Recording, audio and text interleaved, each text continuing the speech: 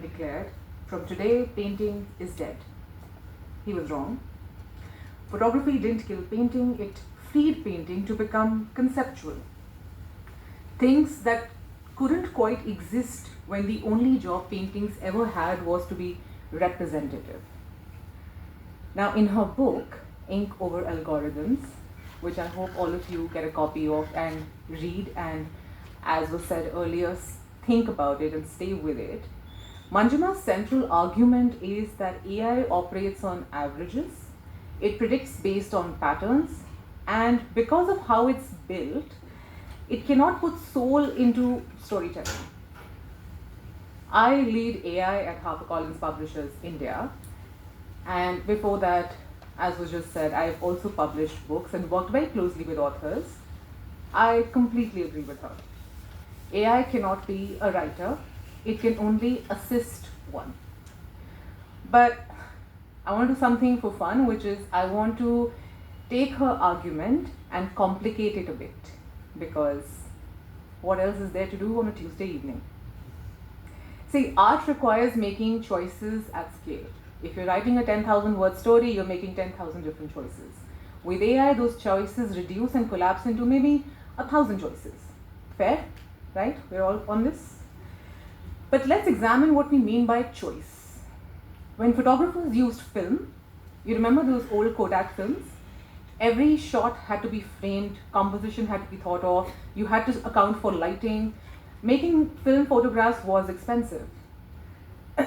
Then digital cameras arrived, and now you can take 1,000 selfies in the blink of an eye.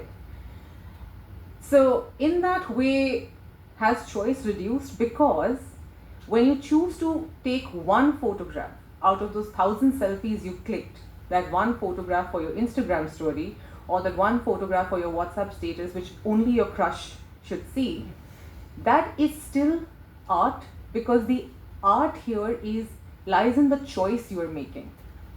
And this argument is very important as we move toward a world where AI will become as integrated into our lives as the internet. I know it's scary, but stay with me. It turns out well.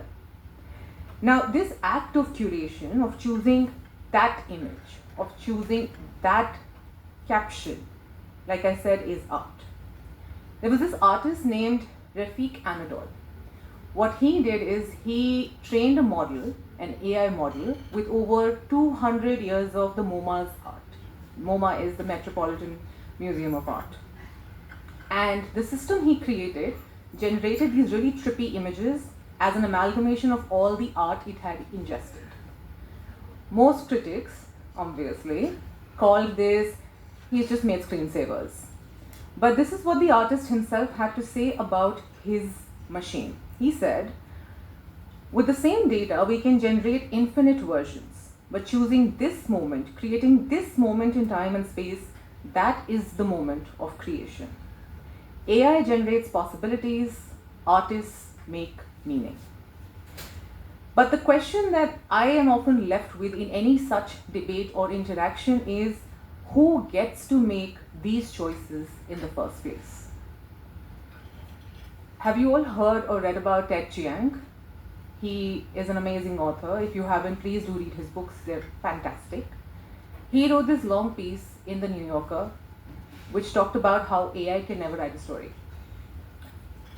I think Manjima's book also taps into that same sentiment. Ted says that friction is required to be able to create art. Now, when I read the piece, this was published, I think, in 2024, September. I read about it and I looked at how we in publishing think of friction, right? I'm an outsider. I came into this industry, very grateful for where I've reached. But Ted is talking about the friction that matters to him in his perspective. I think it's the wrong type of friction to consider in India specifically. The friction I like to focus on always is the friction of never getting access to make art in the first place. Our education system does not allow us to make meaning of our lives. We focus on memorization, rote learning, getting the marks, getting the job. There is no room for art. It really all depends on which school you ended up in, which pin code you were born into, what your parents valued. You were never given the choice to think of art, and again, what is art? It's meaning making, right? We're not given that system. So when we're denied that fundamental access of thought, what TED says, what anybody in the West says, where they have reached, they're far ahead of us in that system of integrating all these aspects into education, our friction looks much more difficult to overcome. And when your creativity gets curtailed by pin code, by status, AI is really helpful. Here's what I see on my Instagram feed, for example. A filmmaker from Bhopal who uses AI to storyboard her vision. A novelist who's working on the second draft of their book with AI, and the AI is helping them see loopholes, correct grammar, because they didn't go to an English medium school, but they aspire to publish in English. Now, would we say that AI is replacing the artist or the creativity? No. These are examples of AI doing what the internet did, making tools accessible regardless of your PIN code or bank balance. So the friction I'm talking about, that's the friction of access, and they're not the same as the friction that we hear about in general discourse. Now, another example of this, and this is a tale as old as time, is when Jio democratized internet in India. There was this sudden explosion of tier 3 and tier 4 creators on your Instagram feeds. There were apps like Moj. And what did the privileged say? What's this cringe content? Disgusting. This is slop. I hate it. Feed ruin kar diya yaar. And I was a part of it too. But obviously I was playing the critique's role. Here's the thing. We said that these creators, this new wave of creation is tasteless. But who defines taste? Taste is defined by the hyper-privileged. Who gatekeeps access? The privileged. And how are the masses supposed to acquire taste? Because discernment or taste comes from exposure. So you can't develop taste if you never get to practice. And it is in this practice that the democratization of tech has always played a fundamental role. It's cringe at first, and then it begins to make sense. Now let me be clear about a couple of things here. I'm not saying that AI companies who are training on artists' work without consent is correct. That is theft. And it demands regulation. Labor displacement, environmental problems, and costs attached to running these machines, these are real concerns that need addressing. But those aren't arguments against access. Those are arguments for better policy. We can expand who gets to make art and fight for artist protections. We can do both. What I'm saying is this: when the loudest argument against AI is about preserving quality, protecting real art, we need to take a step back and ask who benefited from the scarcity of taste and what are they actually protecting. The people who clutch their pearls about how AI will ruin art are often the same people who benefited from that scarcity when they got to gatekeep what taste meant. And people in publishing are very familiar with this trend. I'll tell you, when paperbacks were introduced, this was back in the 1930s, if I'm not wrong, the elites panicked. They said, oh my God, now everybody's going to be reading books. They all have access to knowledge. And they're going to cheapen this. These mass market paperbacks are going to make, disgusting stories our norm. When the printing press was invented, the scribes said the same thing. We're losing the art. Same with photography. When the camera first came, I started off my speech by saying that. They said painting is dead, art is dead. It didn't die. When the digital camera came, photographers of yours said, it's lost art. It isn't. So every single time access expands, those who benefited from scarcity call it a crisis. Yes, the noise increases, but so do the voices. And eventually, from that flood of access, new masters emerge, new forms, new ways of making meaning that the previous generation couldn't imagine. That also ties into that quote by Ursula, which says, a writer's job is not to just describe what's happening, but what could be. So I'm not saying that everything that is going on in the world of AI is correct. I don't make that kind of money, nor do I have that kind of access.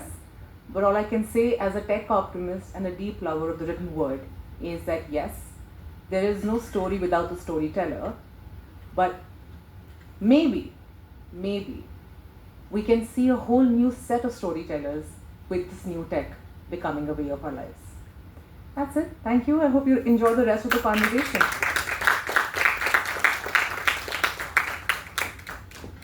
Thank you, Shreya. Thank you for reminding us that AI also opens limitless possibilities. It opens access to a larger population. So it's about how do we make this come together and how do we work with it rather than work against it. Thank you for that. Now, we are privileged to bring together a panel of voices whose work reflects the breadth and depth of literature, publishing, and art. I take honor in introducing these voices to you. First up, we have Himanjali Sankar. Please put your hands together.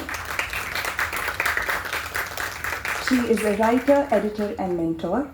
Her children's and young adults' books, such as the stupendous time-telling Superdog and Talking of Muskan, have been critically acclaimed. Her first adult novel, Mrs. C Remembers, won her the Ficky Publishing Award for Upcoming Author of the Year.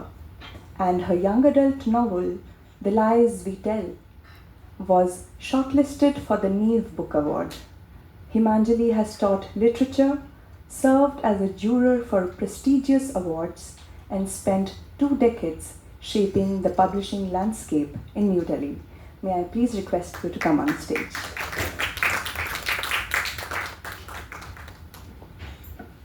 We also have with us Arpita Das. Please put your hands together. Alka Das is the founder-publisher of the award-winning independent publishing house Yoda Press, an alumni of St. Stephen's College and SOAS, University of London. She teaches creative writing at Ashoka University and has helped build literary infrastructures across India. Arpita's work is a testament to the power of independent publishing and nurturing critical voices. May I please request you to come on stage. We also have Dr. Alka Pande. Dr. Alka Pande is an art historian, curator, and cultural thinker whose work spans over 3 decades. She has curated global exhibitions such as The Tree from the Seed or in Oslo. Please put your hands together for Ms. Alka. And India Awakens Under the Banyan Tree in Vienna. She has led museums and authored seminal books on Indian art and aesthetics. Dr. Pande has also been honored by the French government, by She Inspires Awards, and received the SEMA Lifetime Achievement Award 2023 for her extraordinary contributions to culture. She has also written extensively and edited books on Indian art, aesthetics, culture, and photography. I welcome you here, ma'am. We also have Bhavika Govil. Please put your hands together for her. Born in New Delhi and a dreamer of the sea, is a fiction writer whose debut novel, Hot Water, won the Pontas and J.J. Bola Emerging Writers Prize. Her short fiction has appeared in journals like Wasafiri and Extra Teeth, and she teaches creative writing workshops online and offline to nurture new literary voices. I welcome you. We have Manjima Misra. Please put your hands together for her. She is an accomplished author, passionate educator, and insightful writer whose works explore the intricate intersections of literature, culture, and social issues. She is currently an IB English Language and Literature educator at Genesis Global School. Manjima's literary career reflects her profound interest in feminism, mental health, and societal reforms. Her books, Detectives of Autumn House, The Ocean is her title, Unapologetically Mad, and The Indian Feminine Fury are compelling contributions to contemporary literature, with each work deeply resonating with readers for their thought-provoking narratives and bold exploration of themes like identity, mental health, and feminism.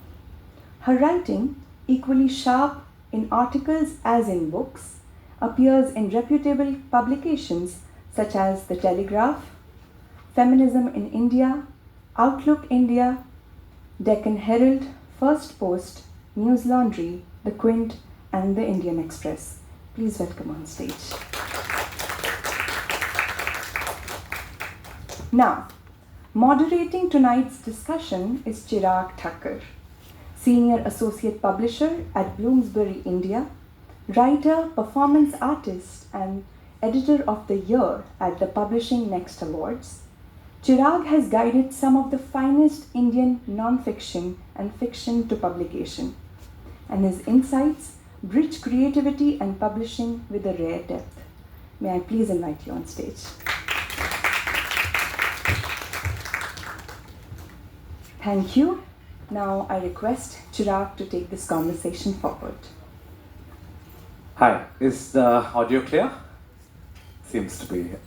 Thank you everyone for being part of this very special evening, very exciting discussion that I'm greatly looking forward to moderate. Can we put our hands together to thank Shreya Punj for that lovely opening set of remarks, some of which we can unpack as we go along.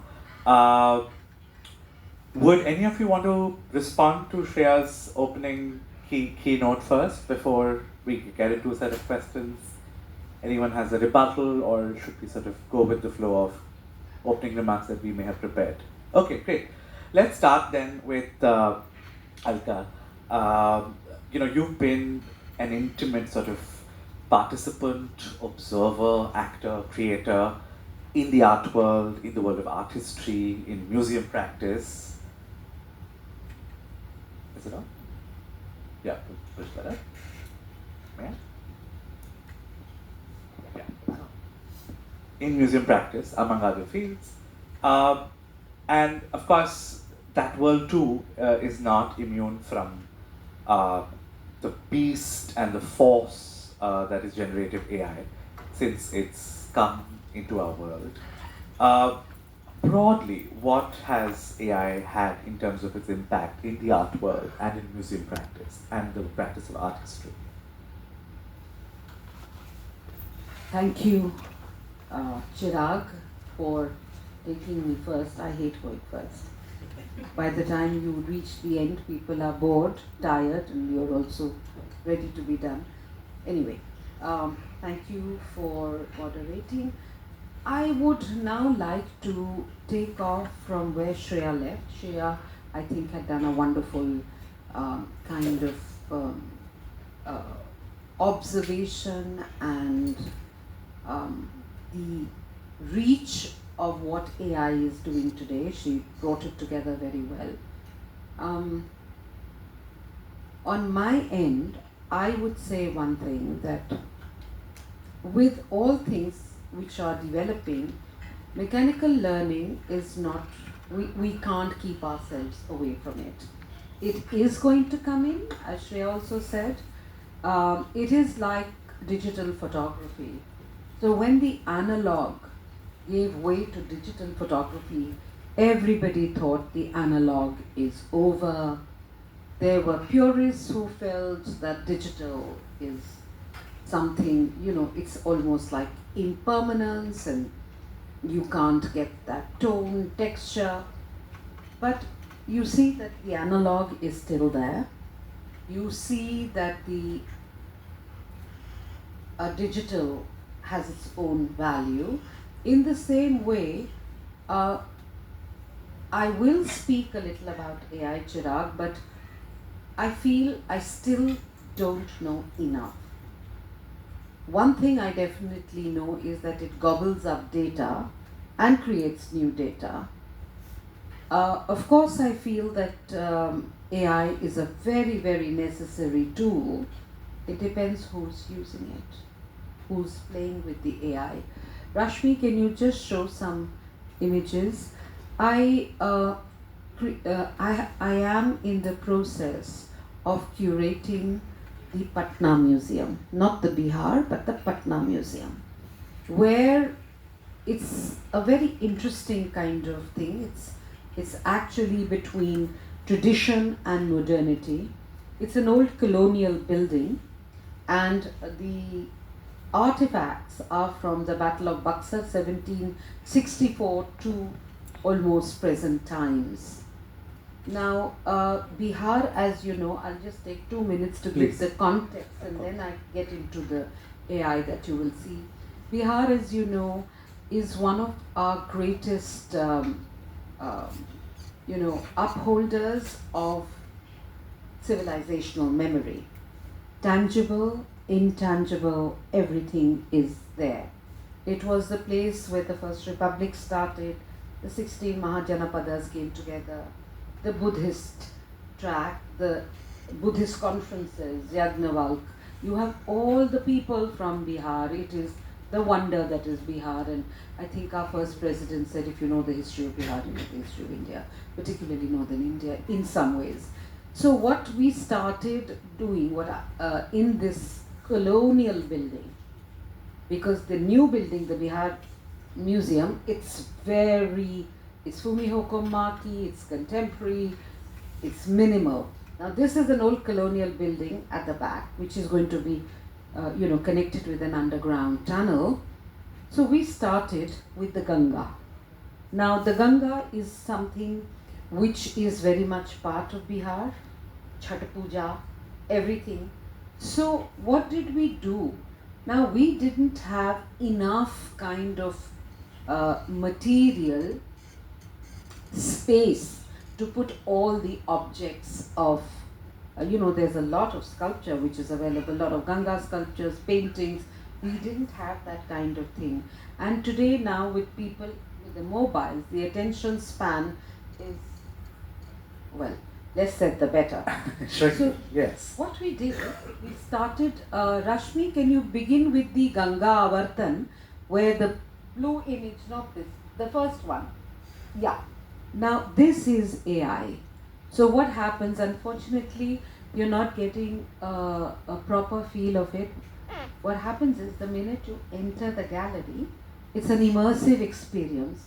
So we've simulated. Now on the floor are the fishes, as you can see. When you are standing, the fishes are there, and you are seeing the floor where you feel you are treading on water.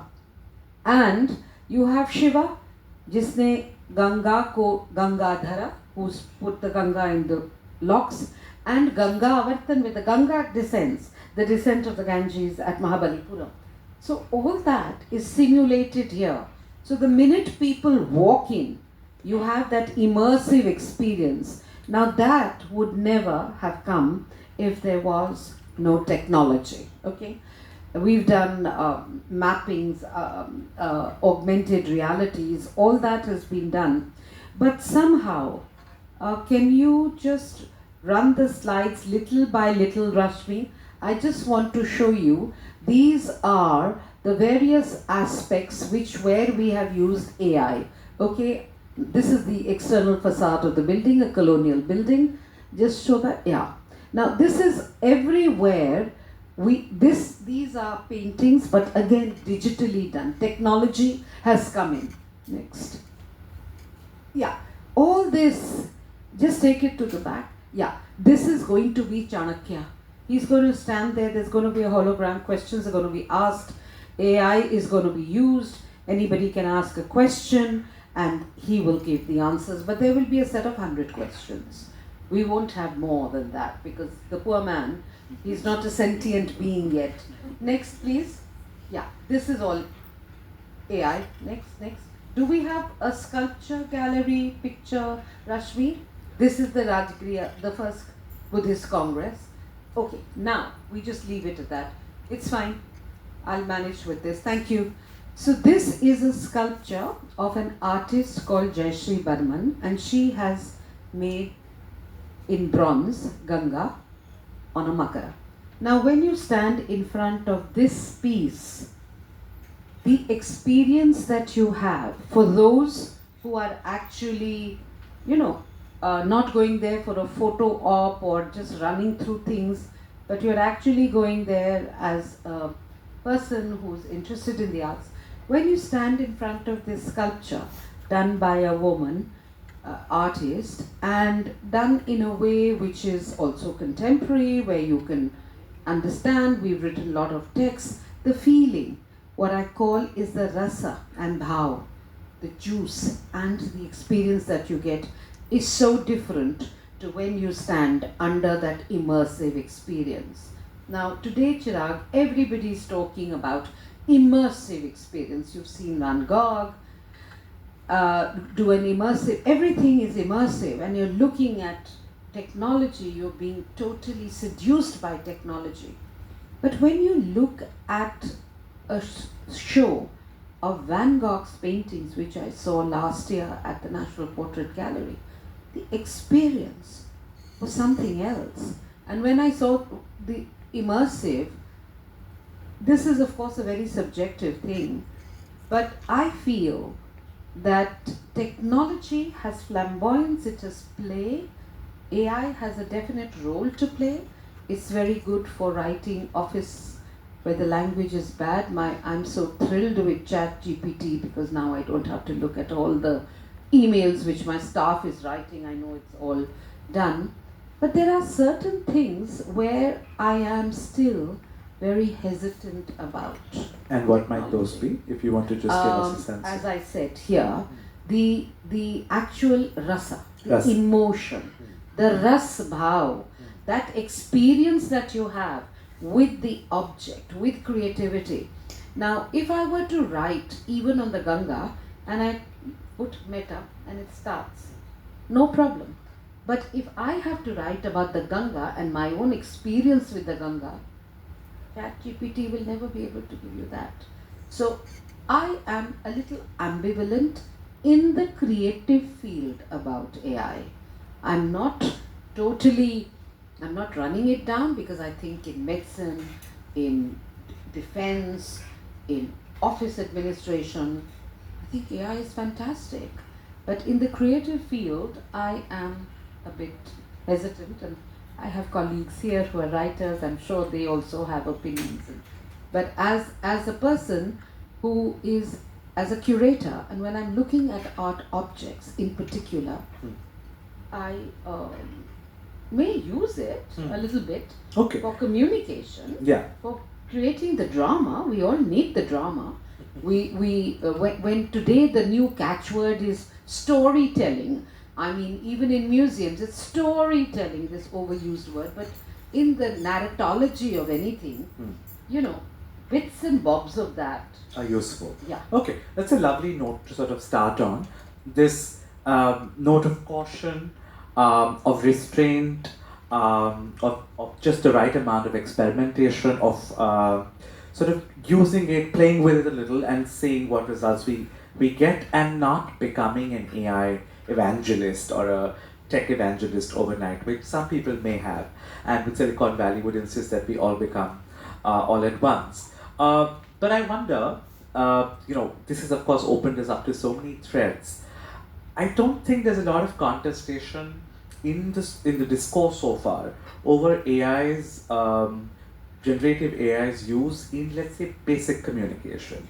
In the publishing side of things, for instance, coming up with a sales pitch or a marketing strategy, or defining the TG or the target audience for a book which is also a product in market capitalism, and things like that. Let's say going over grammar and punctuation in an email and typos and things like that.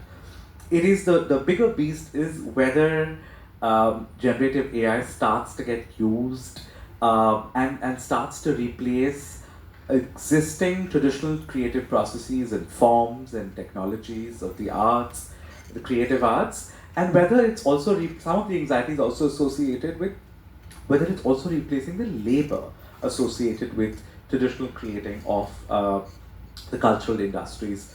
Arpita, I want to bring you in and see how you feel about broad opening thoughts of Shreya, what Alka has said, and whether the publishing industry has operated, yes, largely with a sense of caution, with restraint.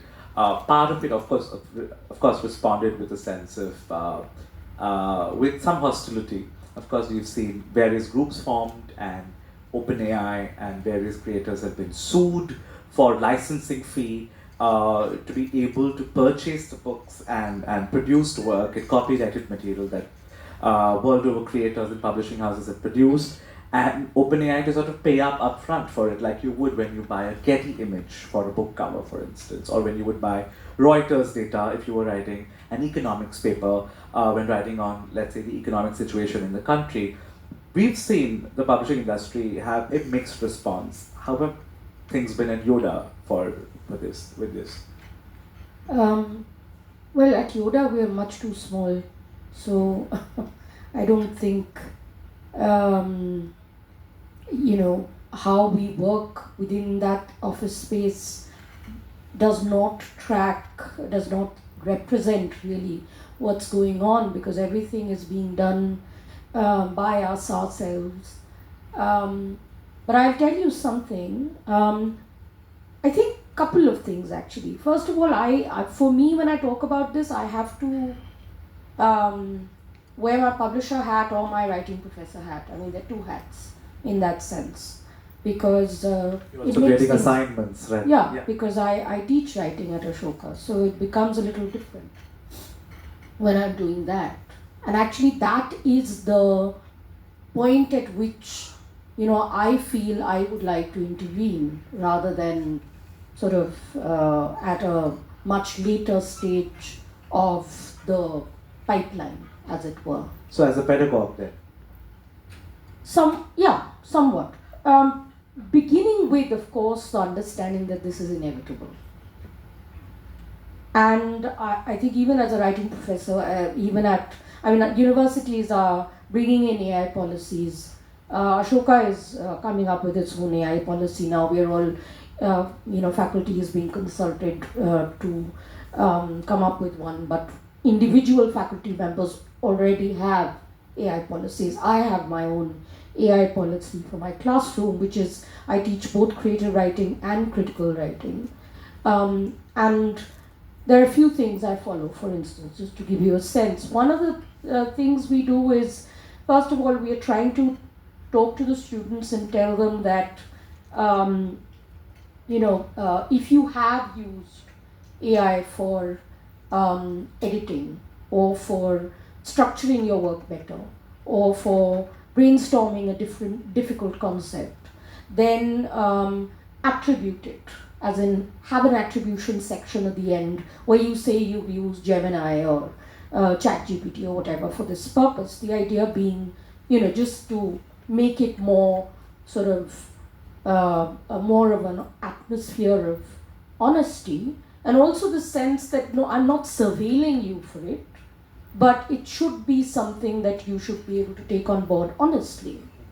The second thing we do is, and this is tried and tested in many universities across the world, a lot of us writing profs are now bringing in exercises in the classroom which involve the use of AI software. Yeah. So for instance, you have to critically think and do the homework, which will allow you to come up with prompts that you then feed into the AI software to bring out a certain set of answers, and then you as a student have to grade the answers.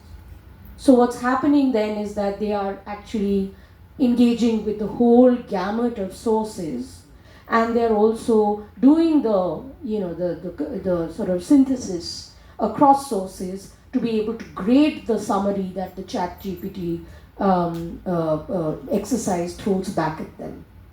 And very often in the classroom they will say, oh wow, this was really nicely done, Prof, and this is why. And hold on, Prof, this particular prompt didn't evince the kind of material that I would have come up with.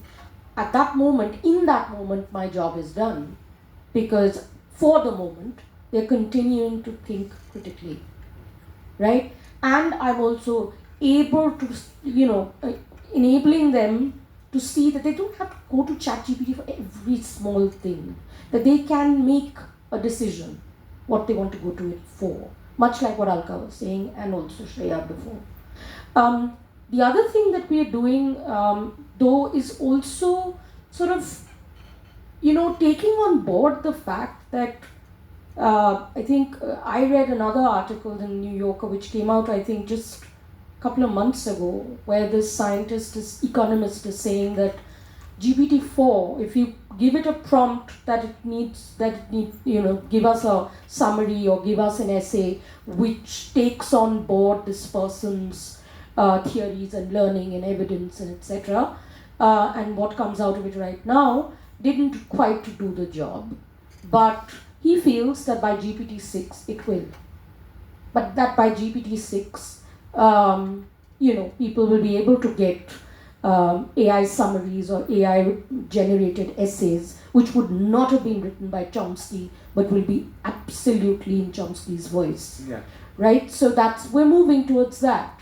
We're not moving towards being hands off with certain things. So in my thinking then, perhaps if I were to be an optimist and not the pessimist that I am, it is that I would much rather work with younger people to tell them that the work of creation has to remain your own, right? And to make them feel that the excitement in that, and also make it a little bit about trust and faith and not about surveillance, which I think is wrong. But I want to just end on this bit on one other thing, that we're spending too much time talking about consumers here. And we're not talking about AI, the people who own the software, the people who are creating the algorithms enough. And I think that is a problem. After the dot-com rage, after the dot-com bust, the fact is, the tech millionaires and billionaires got hold of them. And they became, can you live without internet? You can't. And I fear the same thing. It's already happening, and I fear more of that is going to happen. And what will remain honest and leveraged for the right things, if it is community owned, if there is a sense of commons about it, will yet again be in the pockets of the Zuckerbergs and the Zuckerbergs. And then we're finished. So actually, when governments get hold of it, what you were saying, Alka, that is the only bit I don't agree with. I'm very, very worried about AI being used in defense. Very worried about AI being used, because that's the kind of story they'll give you in order for the billionaires and the governments to have control. And then we're finished. Drone warfare is all about AI. Yeah. So for me, it's sort of I don't know. It's not like I'm against it, because I can't be. None of us can. Fair enough. Okay. So lots of places of confluence and convergence in what you just said. But one thing really stuck out to me was that ChatGPT 6, by the time it comes, it can very well sound like Chomsky, Noam Chomsky. So then, to Himanjali, I wonder if the author is dead. Is the author dead, or is it too soon to write her off? Or is this a funeral for writing and creating, as it were, that AI can do it? This panel could well be AI characters. If you can have AI bots and as girlfriends and boyfriends, and for the many seeking love in these lonely algorithmic times, there's several people already in very thriving relationships with AI personas and doing a great job of it too. So is the author then dead? No, It's a provocation. Yeah, I know.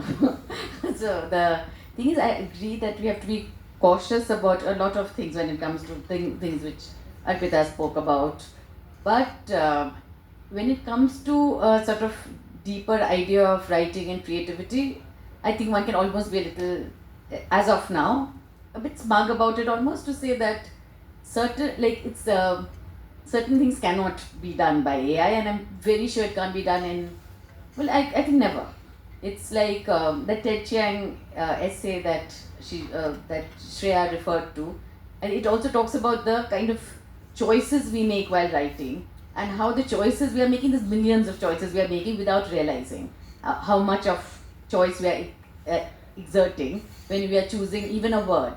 And while something that's fed with, it's algorithm driven and fed with data, that can't make the sort of the choices that comes, the richness that comes from a writer's, the way the meaning can be made by a writer, the sense of the whole articulation, or even the experiences, the whole lived experiences that a person is using, and the sense of what we've gone through, the emotions, all of that, without which, like that, the writing a full, we are especially talking about a novel, there is no way that can be done by AI. I think the level at which we can worry about, not even worry about AI is lesser, I mean lower levels, and things that, like one of the things that Shreya spoke about is the gatekeeping and I was actually thinking about myself. I was trying to be very honest and thinking, do we really do this? And it's true in a way. I was just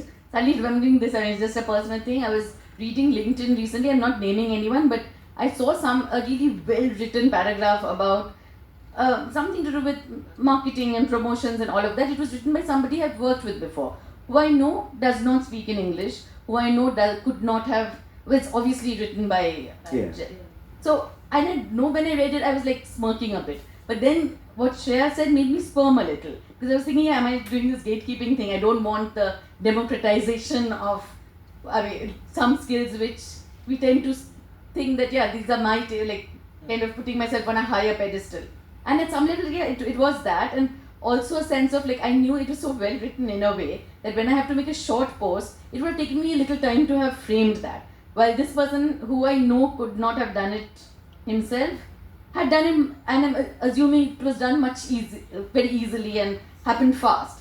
So there was a vague sense of resentment that, oh well, I mean, I could have written that, and I would have written that. I would have written that with no use of AI. Yeah. But so that, I guess, is where the gatekeeping comes in, and where we try to feel like we are, I'm sort of a higher taste or whatever, which it's great if, it's nice to be taken a notch or two down when it comes to these things.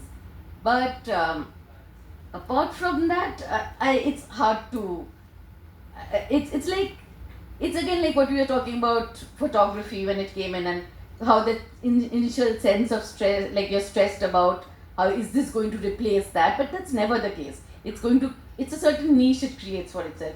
Like what Alka's thing also showed about how AI is used, and it's a certain flamboyance, and there's a certain different way of using it, which a writer reading, sitting in his room with his whole, like, whatever experience, and that solitary sort of brooding, whatever, we have the image of a certain kind of person who's sitting and writing, that person is not going to be even mildly affected by AI. It's at a different level, and it's going to settle down. After a point, it will find its own niche, and it's like what's happened with every new, well, I can't call AI an art form, but every new every technology that's come in, which sort of upsets the world for a while, but it has to, it will kind of find its own groove. Yeah, that is very likely to happen, and I agree with you. Because publishing, for instance, has, for a very long time, and cultural industries for a long time have managed to successfully co-opt and well integrate any incoming technology, right? For instance, the printed book had been written off every time a new technology would come. So when CD discs and floppy disks and the gramophone and the radio, all of these technologies, when they came, every time they thought, oh, no one's going to read a book anymore. Everyone's just going to watch the television or listen to the news or play a vinyl or a cassette or it's going to. And right now we say it's going to constantly be streaming Netflix, like 48 hours like a zombie, which some people do.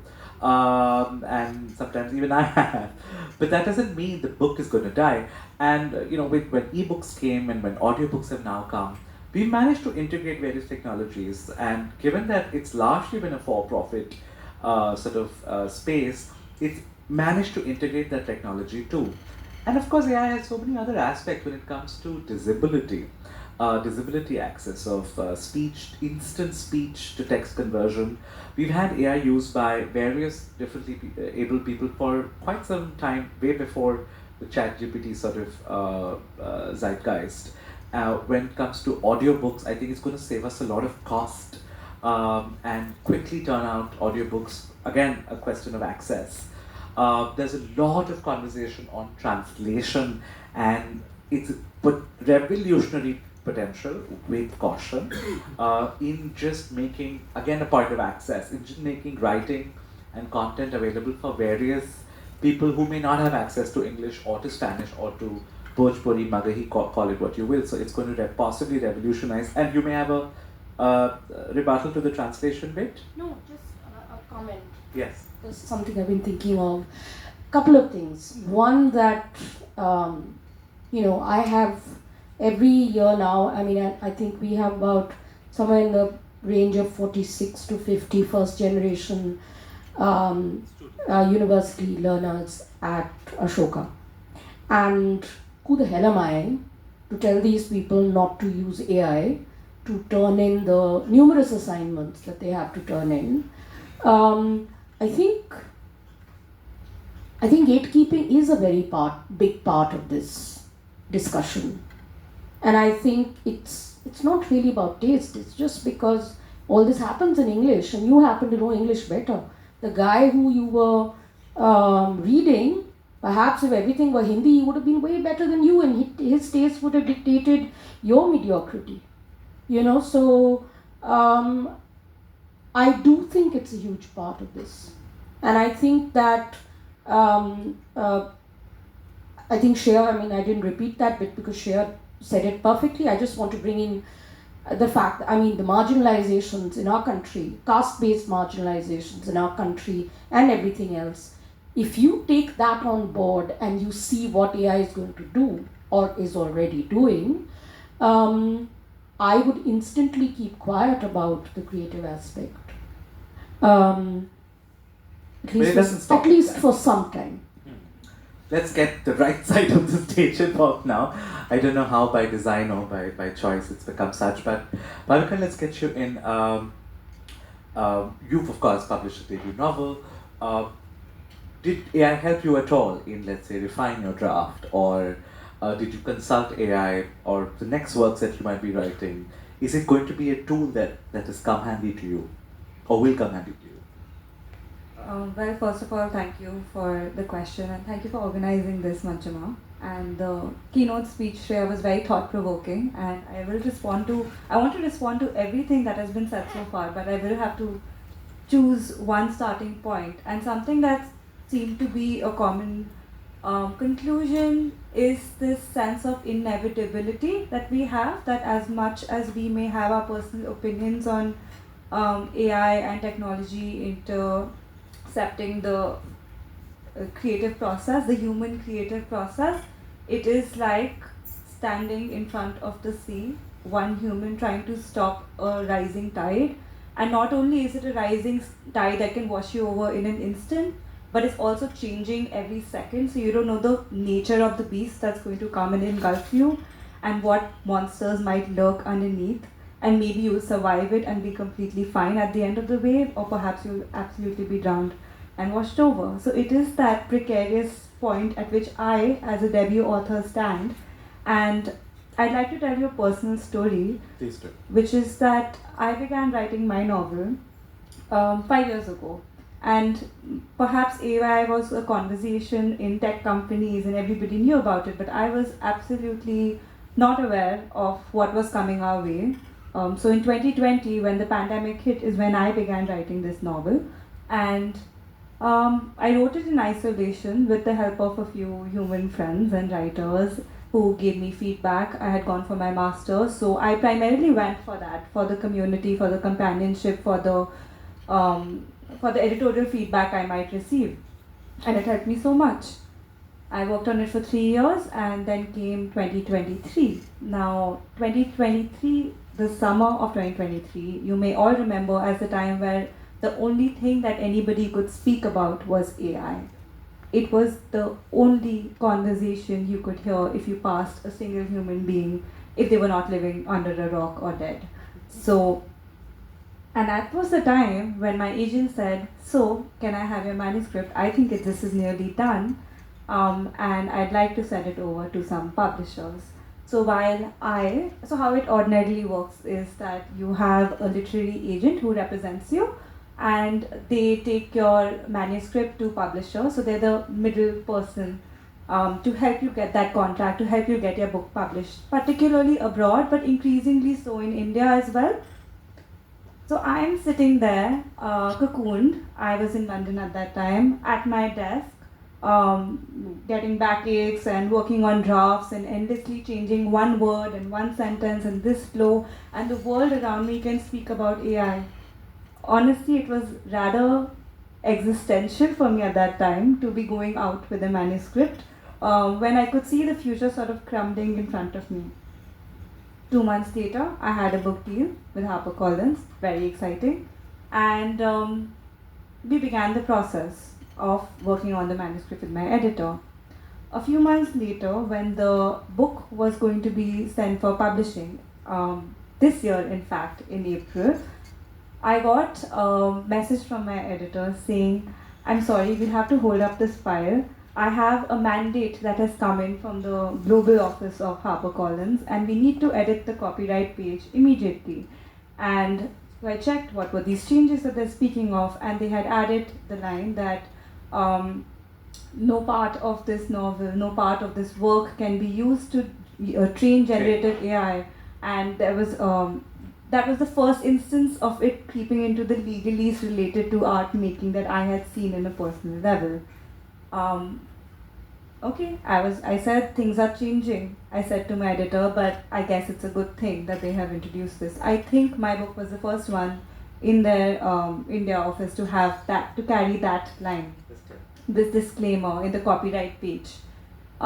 Since then, I have signed a few other contracts for book deals, and with each time that I sign a contract, I will tell you that the clause in my publishing contracts related to AI have only kept on increasing. So what began with one sentence, a cautionary tale, soon became a paragraph telling the publisher. So my agent helps protect my rights against the publisher, whom we are supposed to be working together, but is a corporation and I'm an individual. So the latest deal that I signed, there were 2 pages in which there were multiple clauses pertaining to how the publisher may not use AI any part of my manuscript, not more than 5% of it, to train other to be sold to generative AI models or to train books for their own profit. 2, there were clauses related to how all the artwork in my novels will be made by human designers, that AI shall only be used for the daily functional purposes of the industry, which is copy editing, and I suppose to some level metadata tagging, things that were a bit technical. Yeah. So the point I'm trying to make is that with every passing month, there was a clause that we shall revisit this contract to see where AI is at 2 years from now and what might change then. Things are changing fast, and what I think what Shreya brought up about it being a democratic feature, yes, but who is really benefiting at the moment? Yeah. When I see it from the point of view of the author, it's the large multinational corporations. It's so interesting. I was recently in Bhutan and for a literature festival, and the Bhutan Echoes Festival, and Kiran Rao, who is the renowned filmmaker who made the movie you may have watched, Lapata Ladies, there was a conversation on AI, and she was speaking about how open she may be or not be to using it in her work. And yes, she's very well known, and yes, now she's probably going to have a lot more funds for this, but she still thinks of herself as an independent filmmaker with limited access to making art. And she said that yes, it's going to help us in making more movies. Perhaps we can use AI for subtitling or some parts of editing. And in that case, it makes sense, right? If more people are able to make art, or if more people who don't have budgets for filmmaking or to produce books are able to use AI to help them, even publishers, great. But more often than not, I feel the independent publishers and filmmakers are the ones being more strategic and ethical about the use of AI, and corporations like OpenAI or Story 3. In 2023, Story 3, an organization, stole around 2 lakh manuscripts from books that were under copyright of writers all over the world and use it to train AI. Corporations are benefiting, independent filmmakers and artists and publishers are actually being more ethical, and the whole system is extremely opaque, which seems to benefit the rich, making the rich richer, and the artists are suffering because their work is being emulated. That's wonderful. Thank you for that story, and also a little lesson on the behind the scenes that goes on in the world of publishing when getting a book deal. Manjima, the person that's brought us all together, let's close with you and your thoughts on AI and whether it can replace us all someday. I think I would carry forward the arguments made during this debate and also the optimistic note on which Shreya Punj began. We were talking about democratization and marginalization, so I want to kind of bring out how these two integrate together in the context of AI. So I did this thought experiment where, as an English language educator, I kind of am concerned about the kind of content children consume. So I was wondering about fairy tales and how they have these traditional prototypes that there's a damsel in distress, there's a knight in shining armor, there's a singular moral or a happy ending at the end, and there is a privatization of heteronormative romantic relationship as the goal of happiness in most fairy tales.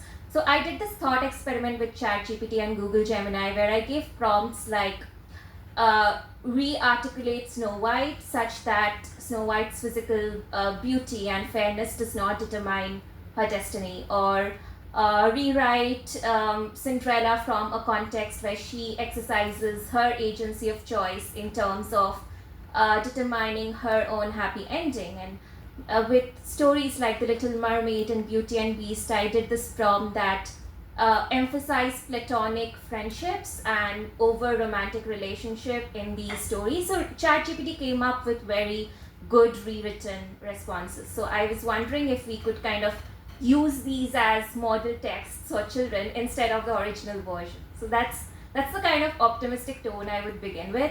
But also talking about marginalization, it's interesting how we look at script writing and dialogue.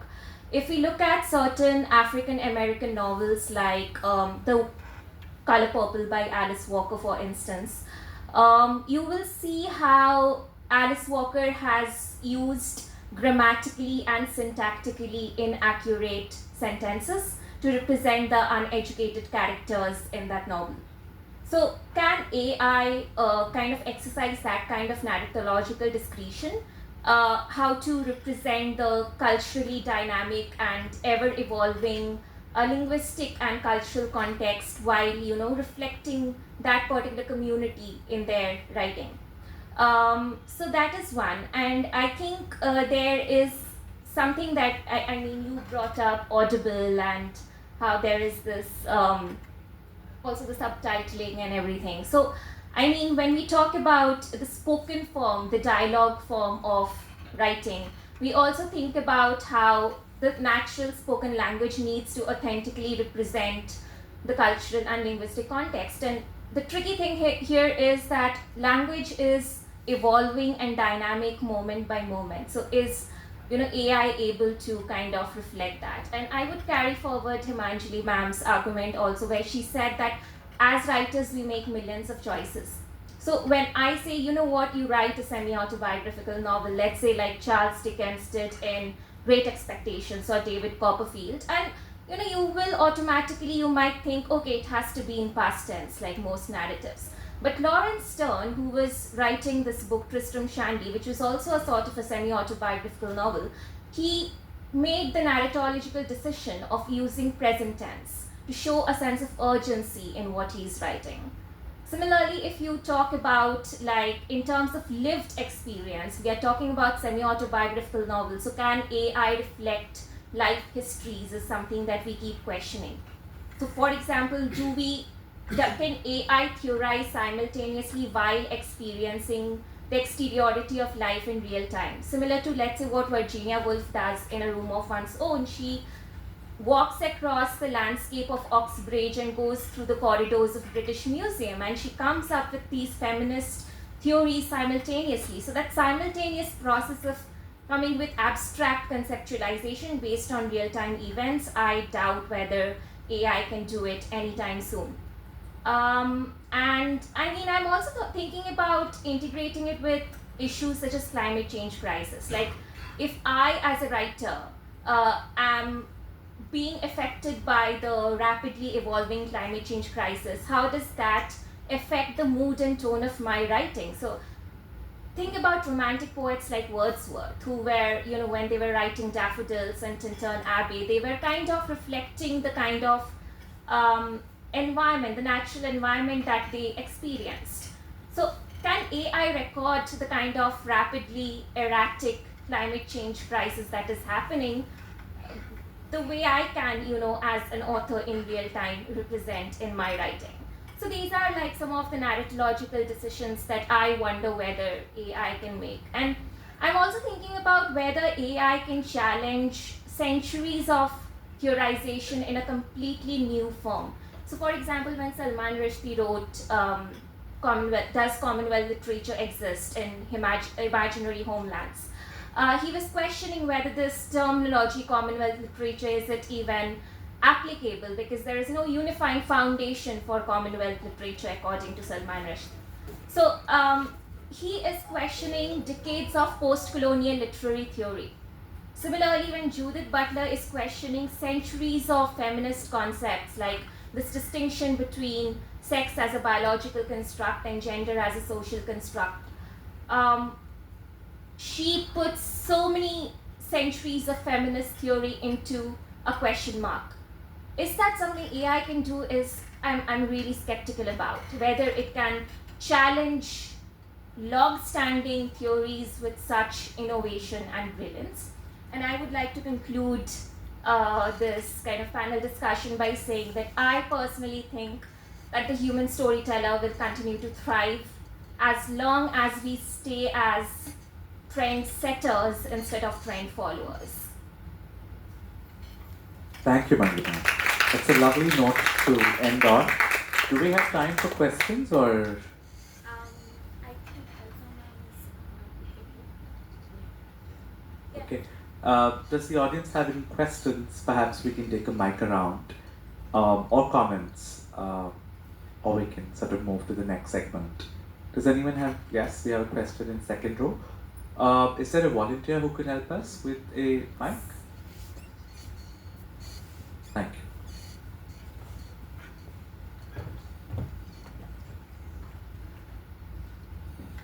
So I was wondering when the Neuralink will be here. Could you speak up slightly? Yeah. Oh yes. I was wondering when the Neuralink will be here. Neuralink, Elon Musk with the Neuralink chip that we can insert in our head, and then you can. So our life experience. I get the idea that ChatGPT doesn't know so much about me yet, so that he can't replicate the experience.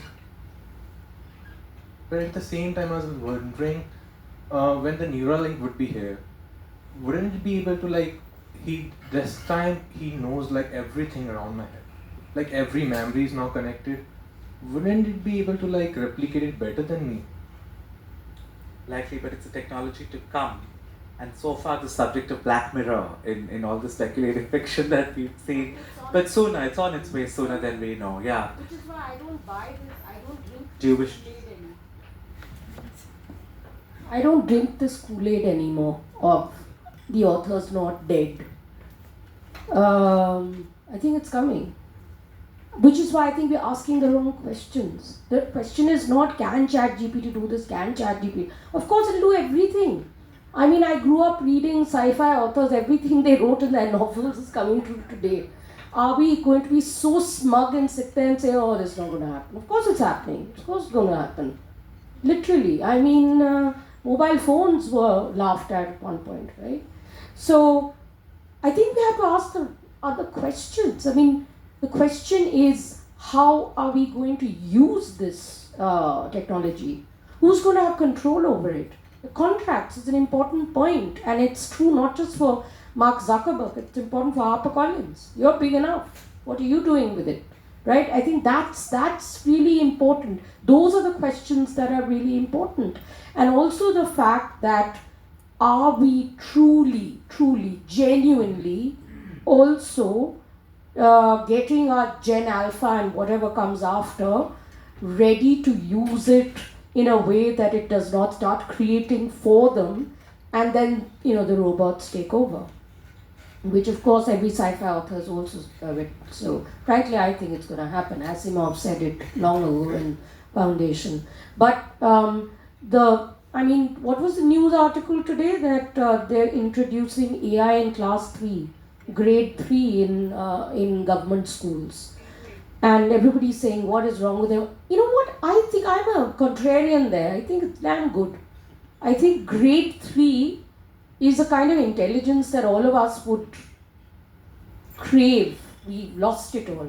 I think it might be better if they are exposed to it and they will actually figure out that they oughtn't to use it like parrots or trend followers, as you said. Maybe. Arpita is full of surprises today. We have a question in row 2.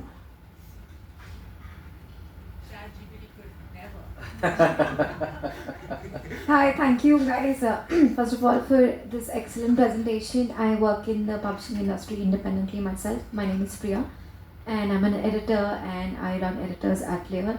I mean, I'm working with authors day in, day out, and I mean, it's a really amazing one that I've been wanting to hear Indian, publishers, professionals come together and do this, talk about AI. It's high time. Every time a new technology comes, publishing needs to own up, embrace, talk about it.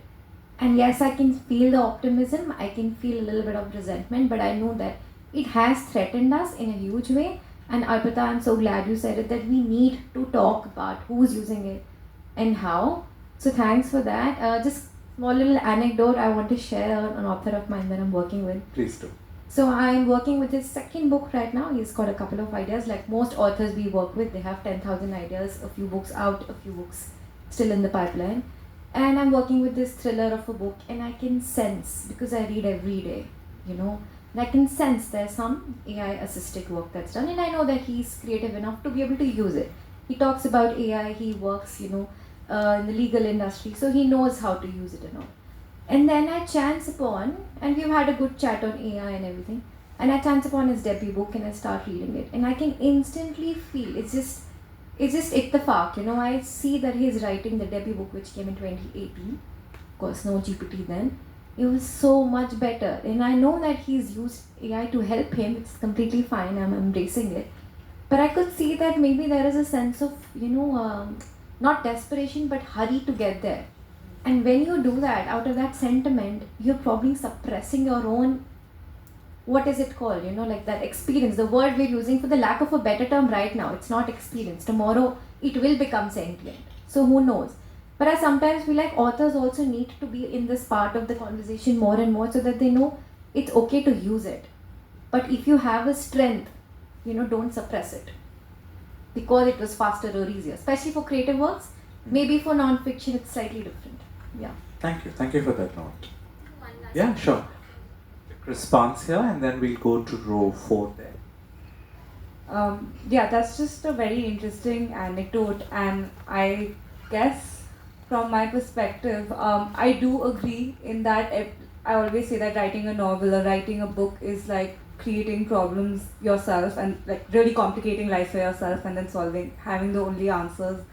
And one can always give you the cheat code. One could go back to me 2 years ago, 3 years ago and tell me this is exactly how to structure this novel and these are 2 or 3 or 5 ways to do it. But I really feel that AI at that point or somebody else or me from the future still wouldn't make the book the way I did, which is through a lot of thought and trial and error, which is important. And two, yes, the allure of AI is very high for authors as well. It's just one tab away, right? Like, how simple would it be?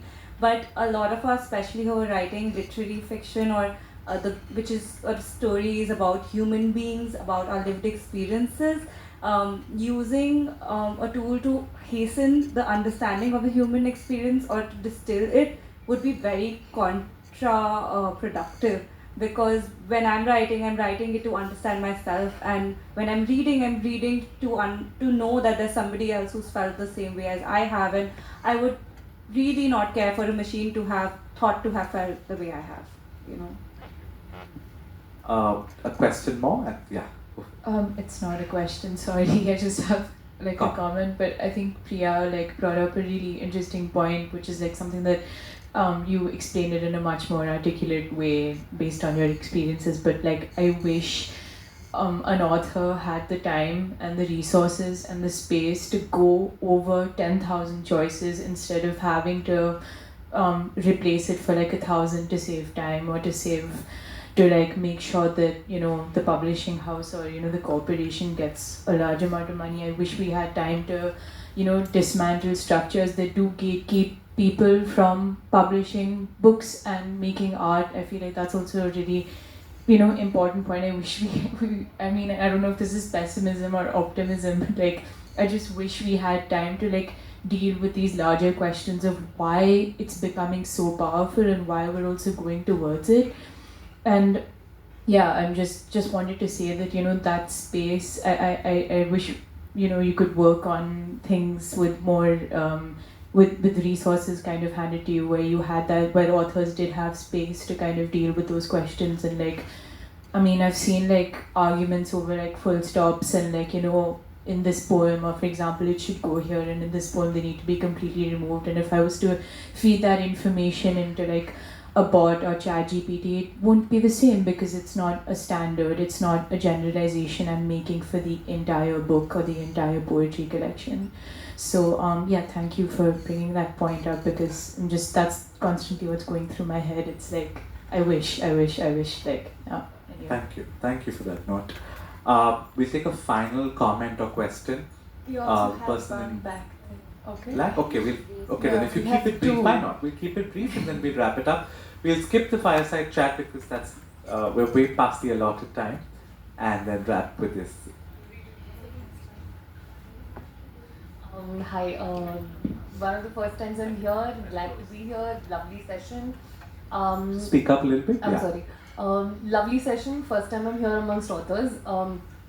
The more I listen about the storytelling and AI coming in together, I realize how important it is to have a concrete idea, because everything else can more or less be automated. You can have a character arc go in and you can, you know, throw it upon a wall and check on how these things are. The reason I ask this question is because somebody who's already been in the business, and to somebody who's wanting to be in the business, I want to understand how do you differentiate that one liner idea that is expanded into a book, because that could be something which is common across formats. Just to give an example here, the core idea of a Romeo and a Juliet is different when it's in a Ram Leela setting, and is going to be different when it's in a Nishakzade setting and in a Dhadak 2 setting, if I may put so that way. So how as authors do we give it a distinct character, distinct idea? Because that's something which is very easy today in, say, you know, just to put it on ChatGPT, have a prompt. At this time and again, I am a lawyer by profession, so we tend to train it in that sense also, write it like a client, write it when you're writing it in a legal notice, how would you write it in a legal agenda again and again. So in those cases, it becomes easier. So I understand that AI has made a lot of things easy for an author, but I just wanted to get a glimpse of how the ideation takes place and how much of a distinct factor you would like to bring into your book when it comes to completing it. Himanjali or Bhavika, do any of you want to take this? That comes from the brain.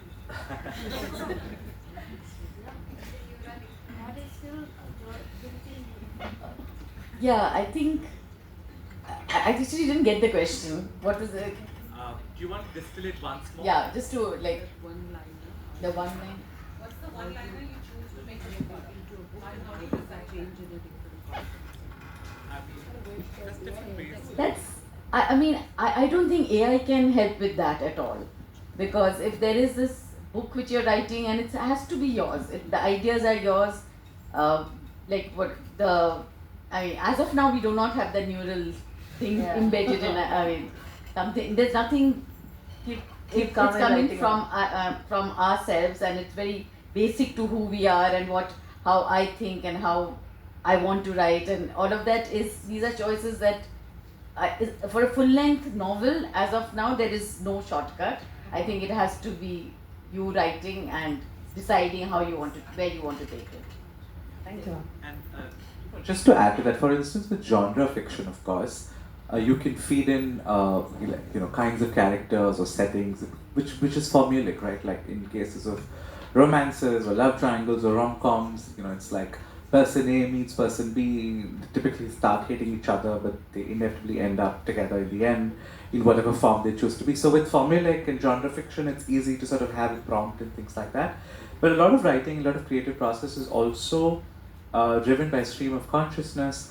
Sometimes you start with an image, sometimes you start with a scene, and you don't even have the full story in your head. You don't have where it's set, and because a writer is made up of the sum of their experiences, life experiences, things they've read, things they've experienced, their traumas, their heartbreaks. All of that is going to go into the process of you then creating this new universe, some of which you'll borrow and cannibalize from your own life, some from the lives you've observed. Every good writer has to be a great, great observer of character, of other people's lives, and just even when you're talking about genre fiction, I think even there, of course, it can be formulaic, and there are elements which like you can use AI to an extent, which in a way that you can't. But again, I think the style of the author, you think of all the favorite commercial fiction writers we have.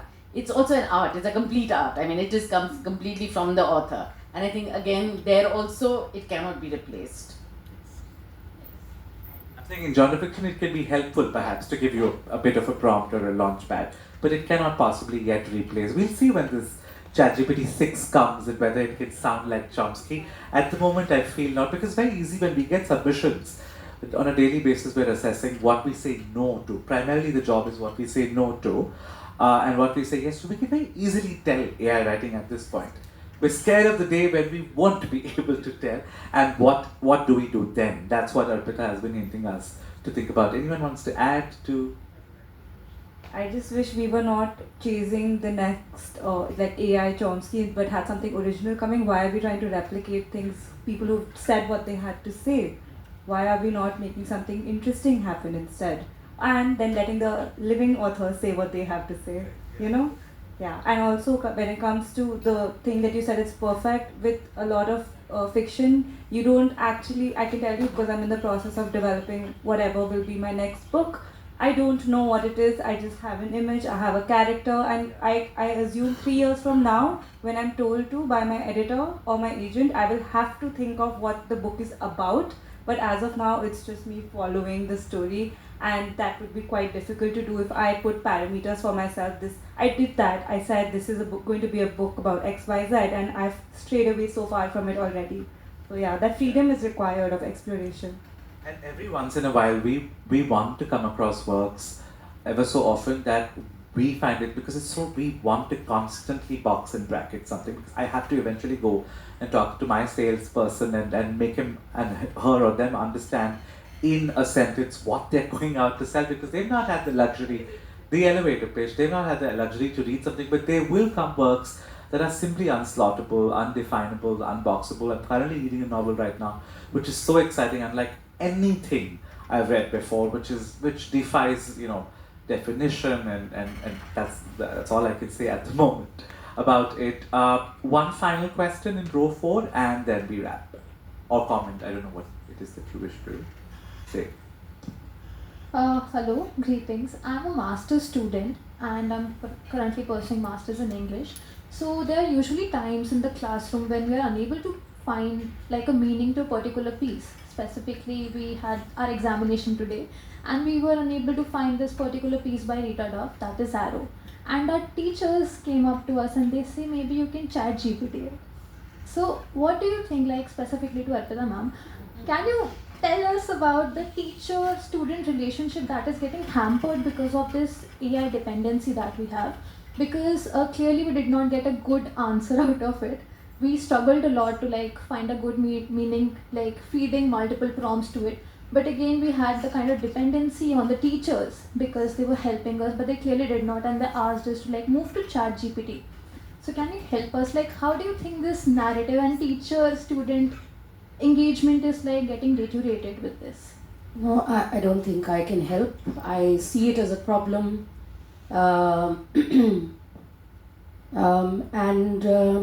I mean, it's sad as hell, you know. I can, in my most optimistic version, since I'm not one, I'd say I was hoping she was saying it ironically, but I don't think she was. I think she meant it, which is the sad thing, especially when it comes to a classroom situation, which for me is the most radical space, that is being created by us ourselves, and for us to sort of give in to something machine-made and not human, critical thinking oriented, generated, is very, very sad. I think as students you ought to push back. I mean, I would always tell students to push the hell back if profs are taking the lazy, easy way out, you know. Your generation, I mean, hats off to you. You've created so many methods to push back. Use one of them and do it. I think it's required, really. But I just wanted to say one thing about what we were discussing earlier. I don't know if you guys have watched the show Three Body Problem, but it's based, again, you know, I'm mad about sci-fi. And in that, I was just suddenly thinking about this idea of the flawlessness of bots and AIs. If you guys have seen either the show, the American show, or have read the translation of the original Chinese novel, or seen the Chinese film, the thing that finally defeats, spoiler alert, defeats the machine antagonist is what? It's the fact that humans are flawed. You can't predict their thoughts in the moment. It's actually not even experiences. In the moment, you can't predict thoughts. Like Chirag said, Arpita is full of surprises today, because obviously he didn't expect me to say that. And the other thing, the amazing thing is bots could not understand that particular species or whatever, could not understand humor, right? So, you know, I mean, maybe there's hope still. Ma'am, I totally agree with you on that, because when we actually, put that thing in AI and we were asking for interpretation, so she was using her model of it and I was using the different Gemini one and she was using the ChatGPT one, and we got completely different interpretations. No one, like, the ones that we got, we were completely unsatisfied with it. It was like bizarre. It was not even 1 point closer to what the interpretation meant, and we then asked the teacher that what can we do with this, and she's like, okay, then we'll maybe deal with that later on. But then I think as much as we are appreciating the ability of ChatGPT and this AIs and everything, I think it's also the human interpretation that is irreplaceable at the particular moment, in terms of when there's no particular source that is available for its interpretation, because there was nothing like that sort of interpretation available about it. Thank you for that comment. At the moment, it's looking like we're going to go with caution and strategic use of AI with human oversight and care and greater care. And of course, don't stop listening to your own intuition, your own voice when using AI to get a thing or two done. Thank you, all of us, for being here, for being such an engaged, active audience, for Manjima to getting us together, and our host for the evening. Thank you. Yes. I just remember one quote by Margaret Atwood, that you're actually never going to kill storytelling because it's built in the human plan. we come with it. So thank you so much for joining us today. Thank you to all our wonderful panelists for such a thought-provoking, such an amazing discussion, and to all the audience members for bringing your perspective